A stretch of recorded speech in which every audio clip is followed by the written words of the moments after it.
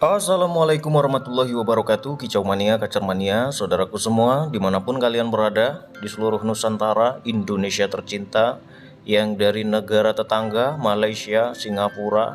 Kita berjumpa kembali, pastikan kalian selalu sehat, selalu ceria, selalu gembira, tentunya tidak kurang suatu apapun. Seperti biasanya kalian siapkan dulu rokok dan kopi kalian. Rokok dan kopi saya sudah siap semua. Yang ngeteh silahkan, yang minum air putih saja juga silahkan. Terserah kalian, yang penting tidak memabukkan kalian semua. Oke? Pada kesempatan kali ini saya akan membahas satu pembahasan yang ditanyakan sama teman kita. Mudah-mudahan bisa bermanfaat untuk kita semua. Pertanyaan ini datang dari nama akunnya Milenial. Mudah-mudahan menyimak. Ini komentar ini saya temukan di DR Kacer Galeri, channel saya yang satu lagi, bukan di DR Kacer New. Ini orangnya sampai ke sana nanyanya. Walah. Oke. Mas, Kacer ini kan body kecil, kenapa kemarin di MP3 balon, tapi ini kok jadi buka-buka rok? Wow, dia nanya tentang si Duta DR Kacer yang saya kirim ke Bekasi. Sampai ke Bekasi kan dianya kerjaannya bagong ya kan, di MP3. Kemudian selang beberapa hari dianya jadi buka-buka ekor. Ya itulah namanya Kacer kalau kita udah kenal. Jadi perawatannya itu kita udah tahu apa yang dia butuhkan. Gitu kira-kira. Saya mau curhat Mas Eko. Oke. Saya baru beli Kacer body kecil sekitar 8 hari yang lalu. Saya tanya, kenapa Kacernya dijual? Yang jual bilang, katanya kesel karena Kacernya bunyi semau dia. Itu pun ngeriwik saja. Saya tanya rawatan, jangkriknya tuh 10 pagi, 10 sore, keroto 2 kali seminggu. Wow, ini mainnya kencang-kencangan ini, ekor pudingnya. Mandi 2 kali seminggu, jemur jarang karena baru kelar mabung. Dia bilang mesti jor ekstra puding biar dapat birahi. Akhirnya saya take over lah Kacer tersebut. Ya harganya lumayan karena ada panu di kepalanya. Hehe. Oh, berarti ada ada tompelnya lah, titik putih lah, ya kan? Oke, kemudian baru sampai rumah saya istirahatkan. Besoknya saya iseng di track lah sama yang satu lagi punya saya, bodi besar. Gelagatnya pas di track yang bodi kecil diem alias narik leher. Kalau kata Mas Eko gak ada respon. Alhasil saya nalar akibat ilmu yang diberikan DR Kacer. Bodi kecil gampang dapat birahi, susah dapat emosi. Dibaliklah rawatan, kemudian saya 0 IF, for ganti 16%, jemur rutin. 4 hari udah mau buka suara. Di MP3 mau ngelawan, hariannya masih bisu tapi. Rawatan saya tetap lanjutkan, jemur rutin, sisanya full kerondong. Pas tadi saya coba track lagi, mau narung dia. Cuman kok kaceran ya, ekornya nggak mau buka. Apa ini yang disebut Kacer over birahi mas? Oke. Nah, ini yang pertama saya seneng. Ketika kalian beli burung kacer, maka kalian harus tanya rawatan apa yang diberikan sama si perawat pertamanya. Tanyalah, baik-baik tanyanya. Bila perlu tawarin rokok, ya kan, biar dia jujur. Kalau kalian nggak paham dengan kotoran, nggak paham dengan tingkah laku, nggak paham dari bulunya kembang atau tidak, ya kan, kalian tanyalah baik-baik, ya minimal keluarlah informasi rawatan apa yang dia berikan, kan seperti itu. Kemudian di sini dia ngomong kalau rawatannya jangkriknya itu 10 pagi 10 sore, terus keroto seminggu 2 kali, jarang diberikan penjemuran. Nah ya kan, dari situ kan kita dapat kan, kenapa mas kok diberikan jangkrik 10 pagi 10 sore terus dikasih keroto? Ya alasan dia karena mau ngejar birahinya, ya kan, itu bagus. Berarti kan nanti ketika dia salah, dia tahu kenapa diberikan rawatan itu, alasannya kejar birahinya. Alhasil ini yang paling saya senang lagi, kalau kalian pertama kali beli burung kacer, jangan dirawat ubah-ubah dulu, jangan. Biarkan dari sononya, langsung tes dulu bagaimana hasilnya. Maka kalian akan tahu rawatan dia itu hasilnya seperti apa. Oh narik leher om, burung gak respon, seperti burung yang ketakutan lah, ya kan. Kan seperti itu, jadi kan kita tahu, nggak langsung asal rubah kan. Nah, yang pertama dia suruh jor-joran, ekstra pudingnya alasannya supaya naik birahinya. Dan yang kedua, hasil dari rawatan itu malah membuat dia jadi burung yang narik leher ketika ditemukan dengan kacer lain. Artinya perawatan itu nggak tepat. Yang dia katakan mau kejar birahinya itu nggak jelas, ya kan? berarti dia bukan membutuhkan birahi, kan seperti itu. Harusnya kalau udah main jor-joran, jangkrik udah banyak, ditambah lagi dengan kerutu, kemudian pemandiannya itu sering misalnya, kemudian penjemurannya itu minim, artinya kan birahi harusnya dapat, ya kan? Kalau birahi dapat dan diharapkan untuk mendapatkan birahi, harusnya hasilnya bagus. Tapi ternyata hasilnya narik leher. Kemudian, diubahlah rawatan itu menjadi rawatan yang 0 ekstra puding, rutin penjemuran, ya kan? Beberapa hari. Alhasil burung dites lagi mau narung, walaupun kaceran. Berita gembiranya apa coba? Ketika kita ubah rawatan itu, mau narung walaupun kaceran, ya kan artinya PR-nya cuma kaceran, kan seperti itu. Udah ada perubahan. Kalian pilih kaceran apa pilih narik leher? Coba. Pilih kaceran kan? Pilih yang mau bunyi kan? Pilih yang mau buka suara kan? Jangan cari yang narik leher. Kalau kita cari yang narik leher ya, waduh, kita pun malu bawa dia. Ya minimal ada buka-buka suara, kan seperti itu. Nah, kalau ditanya apakah burung kacer ini over birahi, tentu tidak. Karena apa? Karena kalau burung kacer over birahi, tingkah lakunya itu nggak narik leher.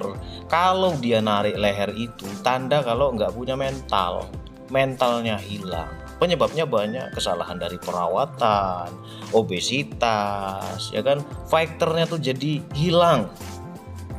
Nah, kalau dia itu tingkah lakunya narik leher. Kalau over birahi, pernah saya membahas kan, burung kacer yang over birahi itu beda-beda antara satu dan yang lainnya. Tingkah lakunya itu beda-beda.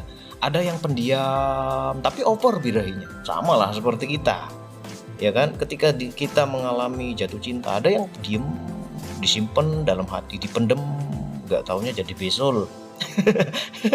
Ya kan. Ada juga ketika dia jatuh cinta, dia itu bawaannya gembira, ceria, pengen ngomong terus, pengen menang terus kalau berdebat, ya kan. Jatuh cinta. Jadi tingkah laku burung kacer yang over birahi itu berbeda-beda antara satu dan yang lainnya. Nggak bisa kita pakamkan ini over birahi, ini mesti, ini nggak bisa seperti itu. Tentu akan berbeda-beda, nggak sama. Begitupun dengan kacer yang over emosi, tingkah lakunya pun akan berbeda-beda. Nggak bisa kita main pukul rata, sama pemarah semua, nggak bisa. Ada dianya giras, ya kan. Ketika berhadapan dengan burung kacer itu diam saja, nggak gerak sama sekali, matung, ya kan. Ketika disiram, diberikan pemandian, diembunkan pakai semprotan, nggak lama 5 menit narung. Artinya apa? Artinya burung kacer yang dia matung ini ternyata dia sedang mengalami over emosi, kan seperti itu. Jadi beda-beda, nggak sama. Nggak bisa kita main pukul rata sama semua, nggak bisa. Jadi kita tuh harus luas pemahaman kita, ya kan, karena setiap individu burung kacer itu berbeda-beda. Jadi kalau mau dikatakan dia mengalami over birahi, tidak seperti itu. Kalau dia over birahi, ya tentu nggak mau narik leher. Kalau yang narik leher itu adalah burung yang hilang fighter, hilang mental, nggak siap tarung, nggak punya energi, lemes. Kok bisa seperti itu? Kan makannya jor-joran ekstra pudingnya. Ya kalau ekstra puding ini bisa diolah oleh sistem pencernaannya, metabolisme tubuhnya dengan baik, tentu akan dapat birahinya, ya kan. Tapi kalau sistem pencernaan nggak beres, metabolisme tubuh bermasalah, maka apa yang dia makan ya cuma numpang lewat saja, sia-sia, ya kan. Kalau nggak percaya ya terusin aja, jor-jor aja tuh ekstra pudingnya, jangkriknya. Kalau dia 10, kasihlah 50 sekalian. Nanti lihat hasilnya seperti apa. Kalau dia nggak sehat, ya tentu itu akan cuma numpang lewat saja tuh jangkrik yang 50 ekor itu. Tapi kalau sistem pencernaannya bagus, metabolisme tubuhnya juga bagus, maka apa yang kita berikan akan jadi manfaat untuk dia. Kalau untuk birahinya, dia akan dapat birahinya. Kalau untuk energinya, dia akan dapat energinya. Kan seperti itu, ya kan? Nah, perawatan ini udah tepat. Burung yang tadinya ditemukan sama burung kacer lain, dengan perawatan yang dipakai itu rawatan tangan pertamanya, burung kacer ini narik leher, kemudian diubah menjadi perawatan 0 ekstra puding, penjemuran rutin. Burung yang tadinya narik leher berubah jadi apa tadi? Berubah jadi kaceran, minimal bau buka suara. Artinya ada perubahan kan? Berarti pada saat kita berikan rawatan itu, dianya mulai sehat. Apa-apa makanan yang diberikan kepada si kacer ini yang numpuk di dalam tubuhnya, kemudian diberikan rawatan 0 ekstra puding. Artinya apa? Makanan-makanan yang numpuk ini kan terpakai, ya kan? Dicerna akhirnya kan? Kenapa? Karena nggak diberikan asupan lagi ekstra pudingnya. Kalau diberikan lagi maka akan menumpuk, jadilah dia burung kacer yang mengalami obesitas, kan seperti itu, ya kan? Nah, kapan dia bisa bongkar materi, dia hilang kacerannya? Nanti berikan rawatan itu terus dulu, nanti akan ada perubahan. Seiring berjalannya waktu kan, yang tadinya nggak sehat akan sehat dan fit. Nah, ketika dia fit, barulah kita bisa menentukan ekstra puding apa yang cocok untuk dia ini, supaya dia ini semakin bergairah untuk tarung, semakin bongkar, kan seperti itu, ya kan?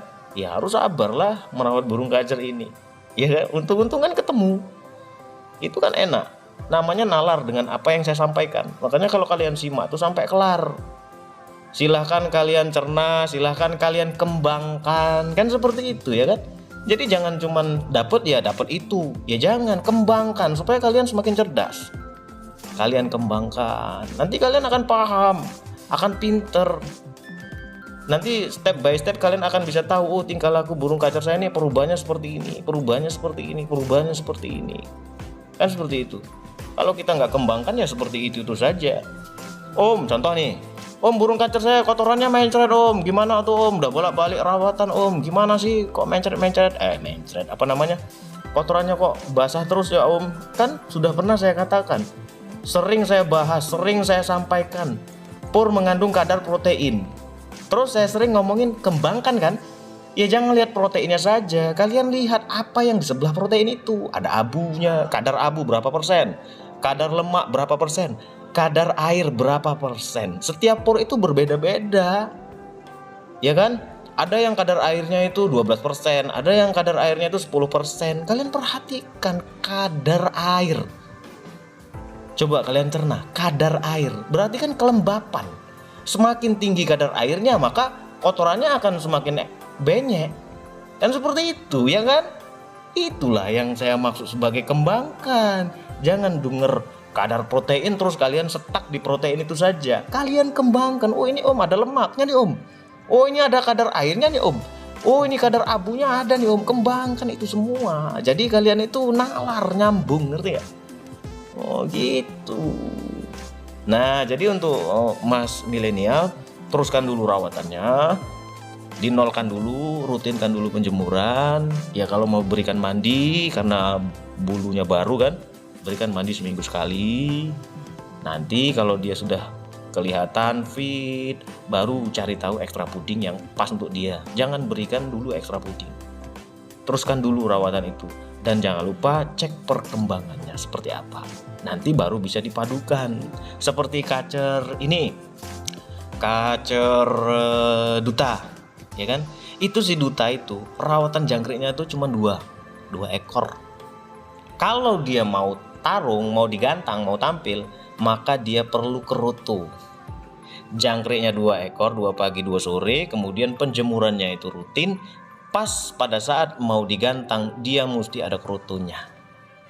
Kalau dikasih jangkrik dia nakal, kalau dikasih kerutu dianya bongkar. Kira-kira seperti itu. Silakan kalian pahami, silakan kalian cerna. Semoga info ini bermanfaat. Wassalamualaikum warahmatullahi wabarakatuh.